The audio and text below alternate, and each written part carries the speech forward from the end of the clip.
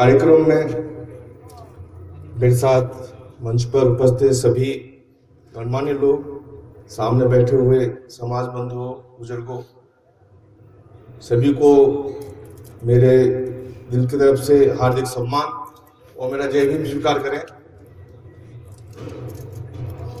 पुस्तकालय का उद्घाटन के अवसर पर जो कार्यक्रम आयोजित किया गया है, तो मुझे एक बात बाबा साहब के जीवन से याद आती है कि बाबा साहब अपने जीवन काल में, जिसको व्यक्तिगत लाइब्रेरी कहते हैं, सबसे बड़ी लाइब्रेरी व्यक्तिगत लाइब्रेरी आज भी रिकॉर्ड है, 55,000 पुस्तकों की व्यक्तिगत लाइब्रेरी बाबा साहब अम्बेडकर की रही। हम आज जो यहाँ लोग बैठे हैं और जो लोग घरों में सोए हैं वो लोग भी, क्योंकि बलाई समाज राजस्थान में शेड्यूल कास्ट की सबसे बहुसंख्या वाली जातियों वाला समाज है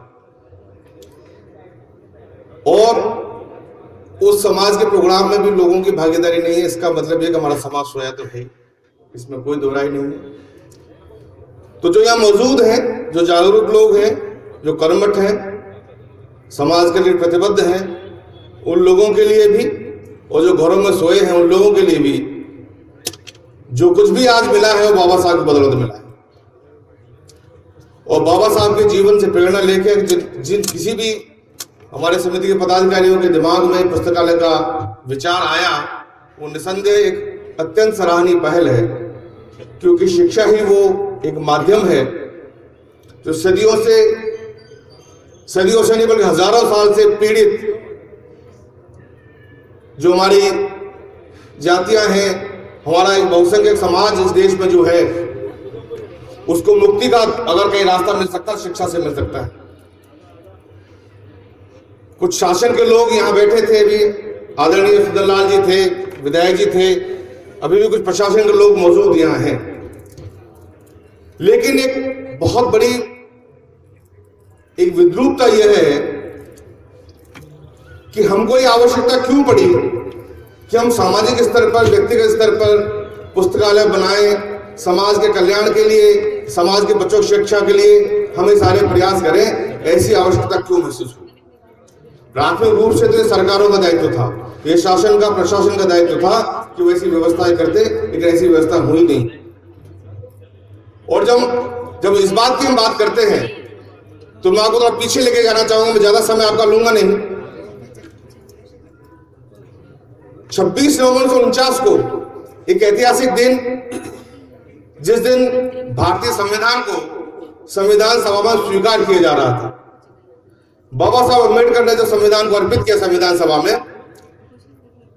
तमाम वक्ताओं ने संविधान की खूबियों के बारे में, बाबा साहब की प्रतिभा के बारे में और संविधान के चलते जो एक बेहतर भारत बन सकता है, एक प्रबुद्ध भारत बन सकता है, एक विश्व की महाशक्ति भारत बन सकता है, इस बाबत तमाम तरह के विचार संविधान सभा में व्यक्त किए।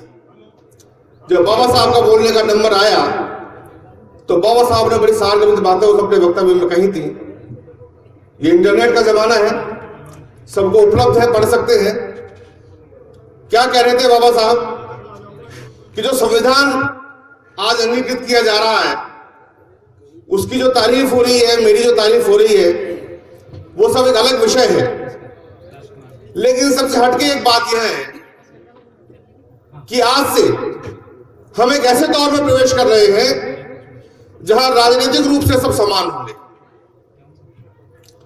लेकिन सामाजिक आर्थिक रूप से इस देश में विषमता कायम रहेगी। और जब तक सामाजिक आर्थिक विषमता इस देश में कायम है, तब तक राजनीतिक अधिकारों का कोई बहुत ज्यादा मूल्य इस देश में होने वाला नहीं है। एक बात। दूसरी बात क्या कही उन्होंने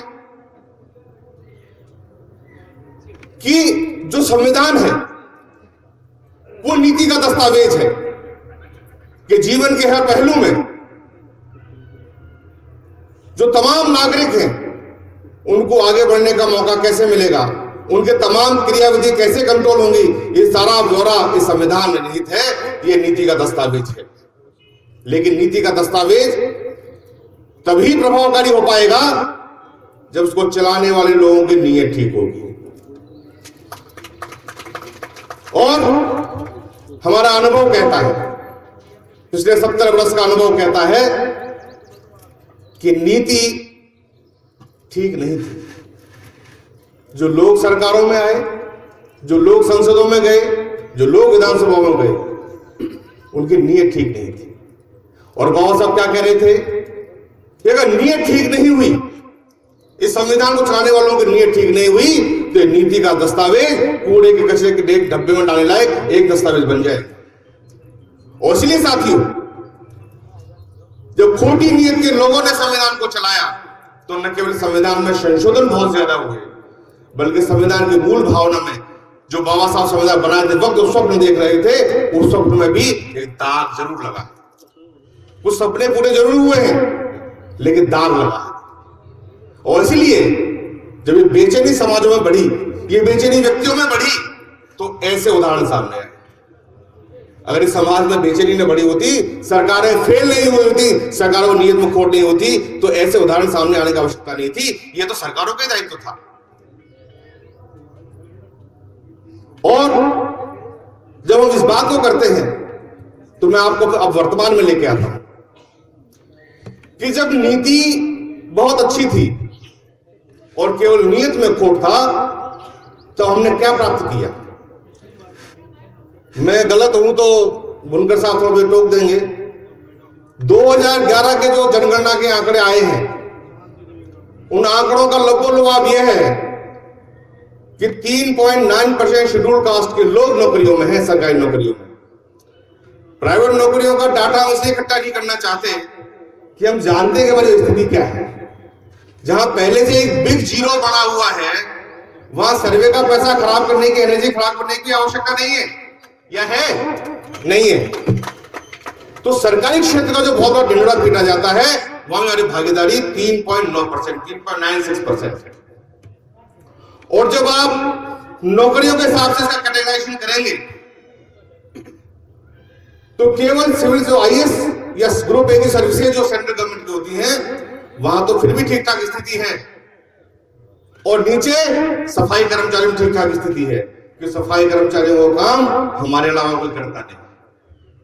लेकिन बीच में तमाम नौकरियां, जो टॉप की नौकरियां हैं और बॉटम नौकरियां हैं, उसके बीच में तमाम जो परिस्थितियां हैं, वो आप हम जानते हैं। और उसके बाद क्या हुआ, उसकी बात करने का मेरा समय भी नहीं है, मैं कर भी नहीं पाऊंगा। लेकिन जो मैं बात कहना चाह रहा था, नीति का दस्तावेज कैसे फेल हुआ। और उस जनगणना में और क्या कहा गया है कि लगभग 80% हमारी आबादी, मैं दलितों के संदर्भ में बात कर रहा हूं, गांवों में रहती है। और वो 80% आबादी के 60% लोग भूमिहीन हैं। जिन लोगों के पास छोटी मोटी जमीनें भी हैं, उनमें से अधिकांश लोगों पे दबंगों का कब्जा है। मैं दबंग शब्द इस्तेमाल करता हूं कि मैं आपके मन से कोई ऐसी बात नहीं कह देना चाहता, इससे कोई विवाद हो। दबंग हम भी जानते, दबंग कौन आप भी जानते हैं। इसलिए और उनके पास कोई ऐसा जरिया नहीं है कमाई का, रोजगार का, जिससे वो रोजगार कमा सके, आर्थिक अपना परिपालन कर सके। और जो आर्थिक रूप से मजबूर है, सामाजिक रूप से पहले से ही कमजोर है, आर्थिक रूप से भी मजबूर है, उसका सामाजिक मान कितना होगा, ये भी गंभीर विचारणीय प्रश्न हमारे सामने आज खड़ा है। जब गांव से पीटा जाता है, गांव से भूखा मरता है हमारा आदमी, तो शहरों में भागता है। और शहरों में भाग के कहां बसता है? झुग्गियों में, झोपड़ियों में, रेल के पटरियों के किनारे।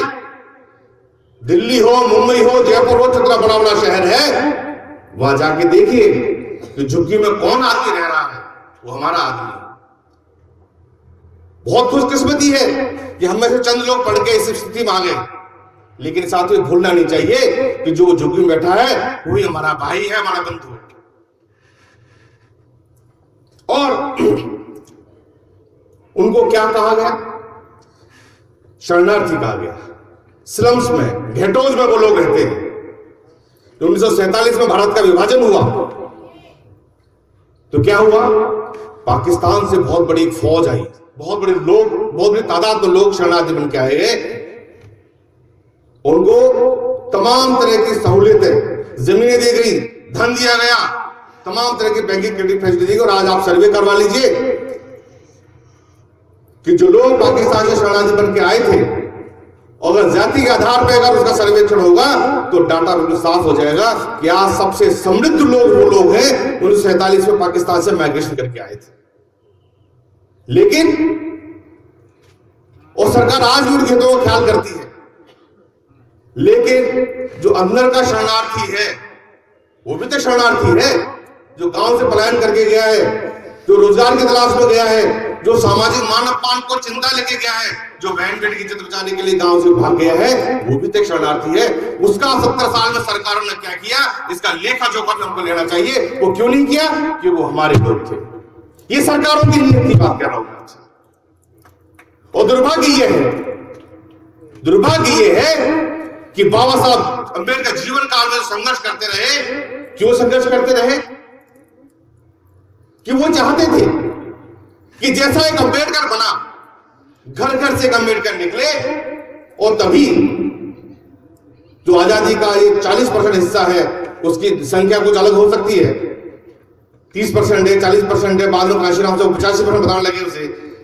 उसके दुखों का अंत करने का कोई ना कोई जरिया निकालने के लिए तमाम तरह के लोग अम्बेडकर बन के घरों से निकले, लेकिन ऐसी बात फलीभूत हो नहीं पाई। और आज भी जो मैं 4% लोगों की बात कर रहा हूं, शेड्यूल कास्ट लोगों की, जो नौकरियों में आए हैं, उनके बीच में और बाकी हमारे 96% समाज के बीच में एक खाई जरूर है। एक खाई है, वो कहीं गहरी है, कहीं सकड़ी है। हम जाना नहीं चाहते उनके पास, उनके मुद्दों पर बात करना नहीं चाहते, उनकी तकलीफ जानना नहीं चाहते, उनकी तकलीफ में भागीदार बनना नहीं चाहते। उनको अपमान का विषय लगता है, हमको शर्म का विषय लगता है, हमको हीनता का विषय लगता है। ये एक सबसे बड़ी शर्म आज हम लोगों की बनी हुई है। आरक्षण के बारे में बहुत बात हुई। 3 तरह का आरक्षण बाबा साहब के आंदोलन से निकल के आया। शैक्षिक संस्थाओं में आरक्षण, एक पॉलिटिकल रिजर्वेशन जो बैठे थे सुंदरलाल साहब, वो उसी की देन है, और तीसरा रिजर्वेशन सरकारी नौकरियों में, प्रशासन में, जो कुछ लोग हमें मौजूद हैं। और ये रिजर्वेशन क्यों आया? कि शैक्षिक संस्थाओं में शिक्षा प्राप्त करेंगे और समाज को दिशा नेतृत्व देने का काम हम कहां करेंगे? शासन में, प्रशासन में आके। लेकिन शासन में जो लोग आए उनका क्या परफॉर्मेंस रहा, प्रशासन में जो लोग आए उनका क्या परफॉर्मेंस हमारे सामने है। और ये सबसे अनुकूल समय है हमारे सामने कि आज हम रीथिंक करें उस पूरे 70 साल के इतिहास को, और बाबा साहब के जाने के बाद के दौर को हमको वापस एक विजिट करना चाहिए कि आगे वाली नस्लों के लिए हम क्या छोड़ के जा रहे हैं। कि आज जो हमारा जीवन बेहतर हुआ है, कि आज हमको थोड़ा बहुत मान सम्मान मिला है, या आज थोड़े बहुत हमारे कपड़े अच्छे हुए हैं, आज जो 1.5 ईंट के मकान हमारे बने हैं, या आज हमको कोई 2-4 आदमी सलाम करते हैं, तो किसकी बदौलत है? वो पिछली पीढ़ी के महानायकों के संघर्ष की देन है, वो बाबा साहब के संघर्ष की देन है, वो ज्योतिराव फुले के संघर्ष की देन है। लेकिन आने वाली पीढ़ी को हम क्या देके जाना चाहते हैं? हम क्या देके जाना चाहते हैं आने वाली पीढ़ी को? ये विचारी प्रश्न है। और एक बात कह के मैं बात को अपने खत्म करूंगा, क्योंकि समय ज्यादा नहीं, वक्त ज्यादा है, मुझे भी आगे एक प्रोग्राम और जाना है। कभी मौका मिला तो मैं आपसे फिर रूबरू होऊंगा। हालांकि चौमू में आता रहा हूं कि इतिहास उठा के देखिए आप, जब जब एक बुद्धिजीवी वर्ग के लोगों ने वहां नेतृत्व किया है, एक बुद्धिजीवी व्यक्ति नेतृत्व किया है, चाहे वो फुले रहे हों, चाहे वो अम्बेडकर रहे हों, चाहे वो काशीराम रहे हों, चाहे वो पेरियार रहे हों, चाहे पुरातन काल में गौतम बुद्ध रहे हों, तब हमारा मान सम्मान बढ़ा है, तब हमारा गौरव बढ़ा है, तो हमारी प्रतिष्ठा बढ़ी है। और जब जब नेतृत्व चमचों के हाथ में गया है, तब समाज गुलाम बना है और अपमान हुआ है। दोनों ऑप्शन हमारे सामने है, दोनों ऑप्शन हमारे साथ विकल्प हमारे सामने है कि हम उन गुलामों को गुलाम बने रहना चाहते हैं या एक नेतृत्वकर्ता जमात समाज से निकालना चाहते हैं। अगर नेतृत्वकर्ता जमात समाज से निकलती है तो आने वाली पीढ़ियों को भी मान सम्मान मिलेगा, भाईचारी मिलेगी। और अगर हम गुलाम रहना चाहते हैं तो वो चॉइस भी हमारी है। इस देश के विभिन्न हिस्सों में आज सब हर आदमी बात करता है, उत्तर प्रदेश में मायावती जीतेंगी नहीं जीतेंगी, चिंतित है, हमारा आदमी भी चिंतित है। यहाँ जो बीजेपी को वोट करा वो भी चिंतित है, यहाँ जो कांग्रेस वोट था वो भी चिंतित है। मेरी रोज 10-20 लोगों से बात होती है, भाई आप तो फला पार्टी के वोटर हैं, आप क्यों चिंतित है? कि नहीं उनके आने से हालात बदलेंगे, उनके आने से परिस्थितियां बदलेंगी। आज भी पड़ोस से हम परिस्थितियां बदलने को मजबूर हैं। हमारे यहाँ परिस्थिति क्यों नहीं बदलना चाहते? हमारे यहाँ को नया व्यक्ति क्यों नहीं पैदा कर देना चाहते?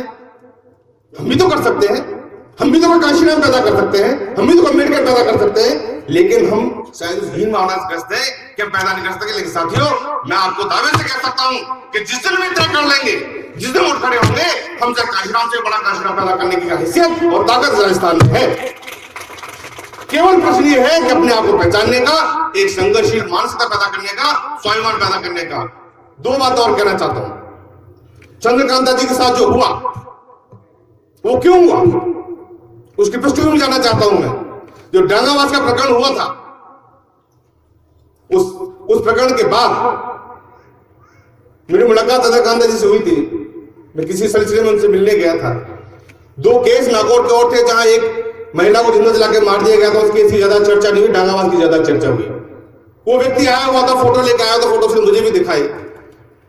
चंद्रकांत ने मुझे कहा कि एक नोट आप बना दीजिए, इसका कैसे बोलना होगा इसका। और जब ये खबर आई कि डांगावास की घटना होने के बाद शेड्यूल कास्ट का कोई एमएलए, कोई विधायक, कोई नेता अपने गुलामी की चौखट को लांघ के जाने को तैयार नहीं है, तो चंद्रकांता ने कहा कि मैं जरूर जाऊंगा, अंजाम जो भी हो। और वो गई। एक छोटा मोटा काम मैंने भी जयपुर में किया। सबसे पहले वो टीम वहां डांगावास पहुंची। डांगावास प्रकरण के बाद वो टीम आदमी अब एकाशाई मेंबर को होगा हमारा आदमी। चंद्रकांता जी वहां गई और उस दिन से ही वो आंखों में खटकने लगी। जब संजय लीला भंसाली को थप्पड़ मारा जाता है तो थप्पड़ मारने की प्रशंसा होती है। जब चंद्रकांता मेघवाल का पति थप्पड़ मारता है तो थप्पड़ अपराध बन जाता है। ये चश्मे देखिए आप, ये चश्मे देखिए, और चश्मों के आधार पर। और चंद्रकांता मेघवाल को छोटी मोटी तो हैसियत है नहीं, थर्ड टाइम एमएलए है, राजस्थान विधानसभा की शेड्यूल कास्ट वेलफेयर कमेटी की चेयरपर्सन है। एक मैसेज हम लोगों के लिए कि जो शेड्यूल कास्ट कमेटी की चेयरपर्सन के साथ ये बर्ताव हो सकता है, तो आप और हम और हमसे भी कमजोर है उसके साथ क्या होगा, क्या हो सकता है। ये मैसेज हम लोगों को, इस मैसेज को हम नहीं पकड़ पाए तो हमसे बड़ा मूर्ख समाज कोई नहीं। पीएल पूनिया साहब शेड्यूल कास्ट कमीशन के चेयरमैन थे। एक जमाने वो मायावती जी के प्रिंसिपल सेक्रेटरी हुआ करते थे, मेरा तब से उनसे राब्ता था। जब शेड्यूल कास्ट कमीशन चेयरमैन बने तो तमाम लोग उन्हें देखते थे, लेकिन 6 साल पूनिया साहब शेड्यूल कास्ट कमीशन चेयरमैन रहे, कांग्रेस पार्टी से मेंबर पार्लियामेंट रहे, कांग्रेस पार्टी रूलिंग पार्टी थी दिल्ली में। 6 साल में शेड्यूल कास्ट कमीशन की रिपोर्ट पब्लिश नहीं कर पाए। 20 करोड़ शेड्यूल कास्ट के लोगों को न्याय कैसे दे पाएंगे? क्या उनकी अधिकारिता है, क्या उनकी कॉम्पिटेंस है, क्या उनका कमिटमेंट है? इसको विचार करने की आवश्यकता है।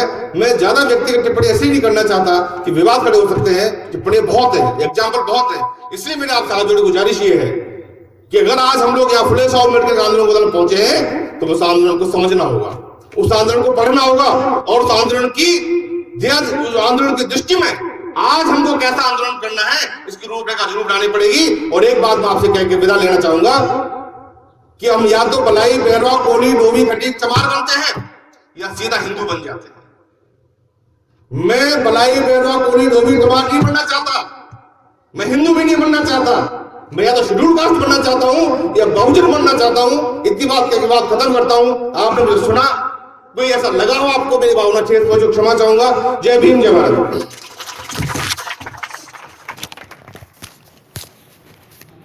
डॉक्टर साहब बड़ी तारीफ। हेलो, बहुत बहुत मैं ऐसे ही बोलता।